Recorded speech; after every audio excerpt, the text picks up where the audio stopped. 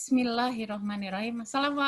Assalamualaikum warahmatullahi wabarakatuh. Anak-anakku sekalian, selamat datang di pembelajaran matematika. Apa kabar hari ini? Siap menerima materi pembelajaran dari Ibu? Oke, Ibu izin share dulu ya. Oke.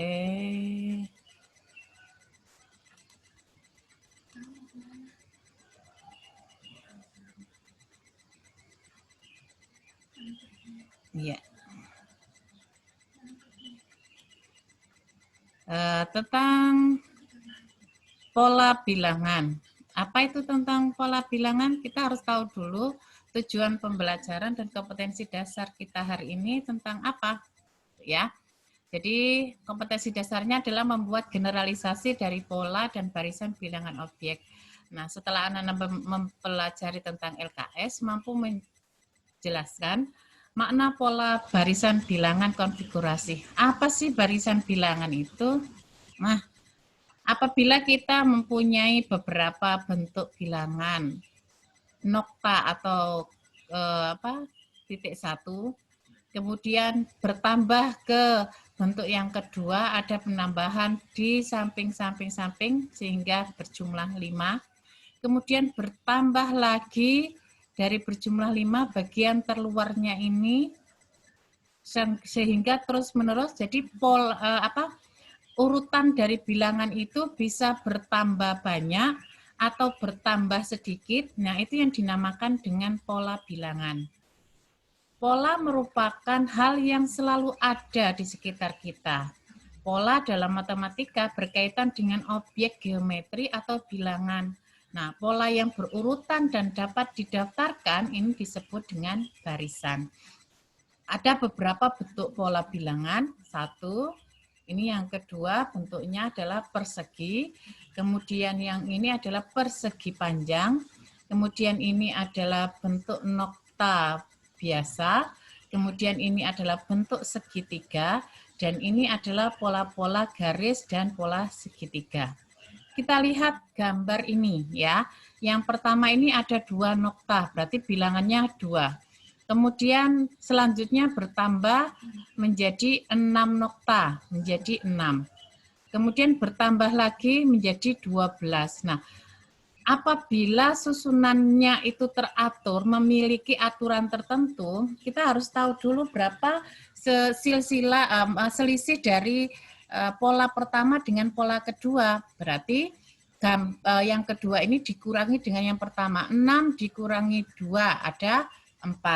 Kemudian dari 12 ke 6 ke 12 selisihnya berapa? 12 kurang 6 ada 6. Nah, begitu seterusnya. Nah, urutannya itu tertata sedemikian rupa. Nah, itu dinamakan dengan pola bilangan.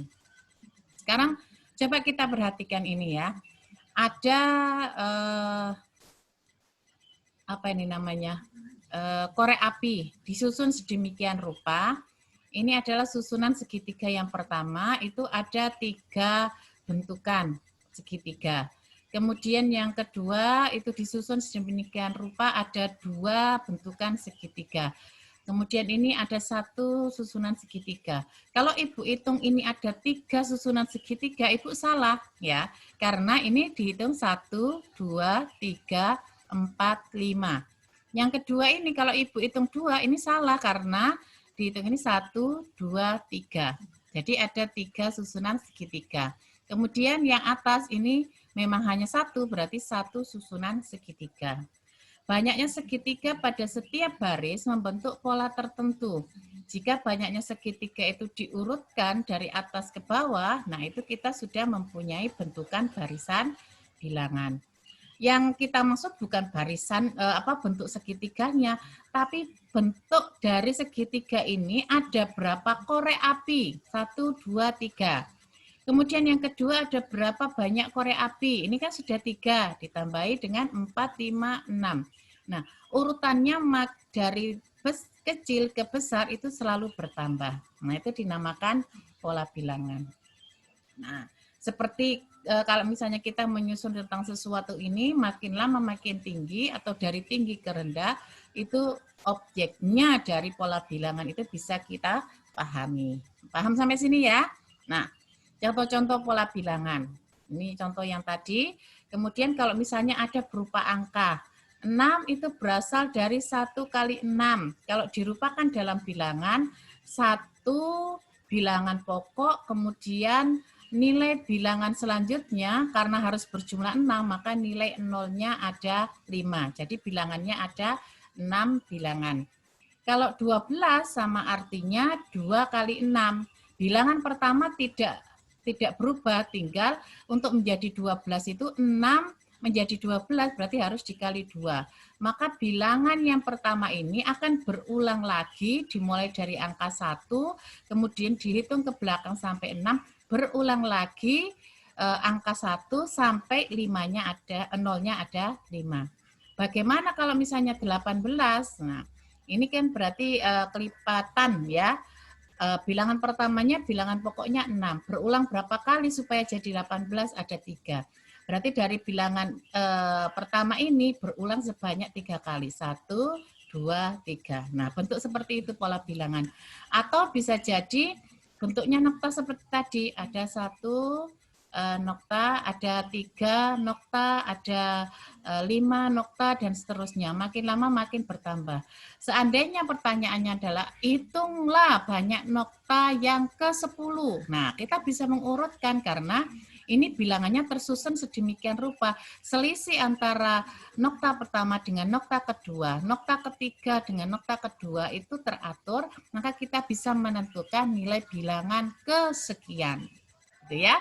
Nah, sekarang pola-pola bilangan seperti yang Ibu sebutkan tadi ya, segitiga, persegi, kemudian ada pola bilangan genap, artinya bilangan-bilangan itu menghasilkan nilai bilangan genap. Bilangan genap dimulai dari angka 2, 4, 6, 8, 10, 12. Berapa selisihnya dari bilangan pertama ke kedua? 4 kurangi 2, ada 2. Berapa selisihnya bilangan ketiga ke bilangan kedua? 6 kurangi 4, 2. Berarti selisih bilangan genap itu selalu bertambah ke bilangan selanjutnya itu ditambah dengan angka 2. Kalau bilangan ganjil dimulai dari angka 1. Kemudian 3, 5, 7, 9, 11. Setelah 11 berapa? Nah, kita lihat dulu. Selisih dari bilangan kedua ke bilangan pertama berarti 3 kurang 1 ada 2. Berarti setelah 11 harus ditambah 2, maka angka selanjutnya adalah 13. Bagaimana kalau misalnya angkanya yang ke 100? Nah, kita bisa menentukan karena kita tahu setiap bilangan pertama dengan kedua itu ada selisih, ada pengurangan yang ke selanjutnya itu stabil atau beraturan. Nah, ini yang bisa kita gambarkan pola bilangan segitiga itu bentuknya bisa seperti ini.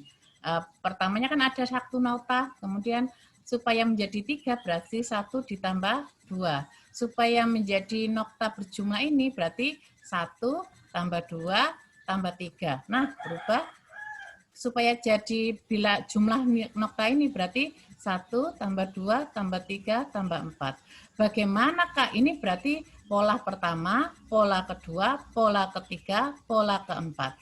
Pola ke-10 berarti ngikuti aturan seperti ini tadi. Dengan ditambahkan makin ke belakang itu jumlahnya menjadi semakin bertambah. Ya. Nah, selanjutnya ini adalah pola bilangan. Kalau dilihat ini angka satunya, kemudian angka bawahnya sampai ke sini, ini membentuk bentukan segitiga. Tapi yang menciptakan ini adalah Pascal. Sehingga pola bilangan bentuk angka-angka seperti segitiga ini disebut segitiga Pascal. Nah, kita gunakan untuk apa? Ini dinamakan barisan pertama atau U1. Ini nilai angka koefisiennya 1, ya. Kemudian ini koefisien ya, kelas 7 ya. Kemudian ini adalah barisan kedua, koefisiennya 1 dengan 1, tapi nilai bilangannya ada 2. Ini ada barisan ketiga atau U3. Ini memuat koefisien 1, kemudian koefisien 2, koefisien 1. Nanti lebih lanjut kita pelajari, tapi Ananda pahami ini dulu, bahwa ini adalah bentukan segitiga Pascal. Nah, seperti ini, ya. Yang Ibu bilang tadi, baris pertama berarti U1, baris kedua selanjutnya. sekarang ada soal gambar berikut menunjukkan pola suatu barisan bilangan. Banyaknya batang korek api pada pola ke-10. Nah, ini kita hitung. Di sini batang korek api yang pertama ada berapa? 1, 2, 3. Kita hitung. Nilainya 3. Yang kedua ada berapa? 1, 2, 3, 4, 5, 6, 7. Ada 7 korek api. Yang ketiga kita hitung lagi ada 11 korek api. Yang keempat kita hitung 1, 2, 3, 4, dan 15. Karena di sini ada 15 ya. Nah ini, kalau gitu kita urutkan bahwa polanya itu adalah 3, 7, 11, 15, 19, seterusnya. Kita lihat selisihnya, 7 kurang 3. Berarti dari 3 itu ditambah 4 supaya jadi 7. 7 ditambah 4 supaya jadi 11. Nah, berarti kalau kita urutkan, makin ke belakang jumlahnya harus ditambah 4 terus.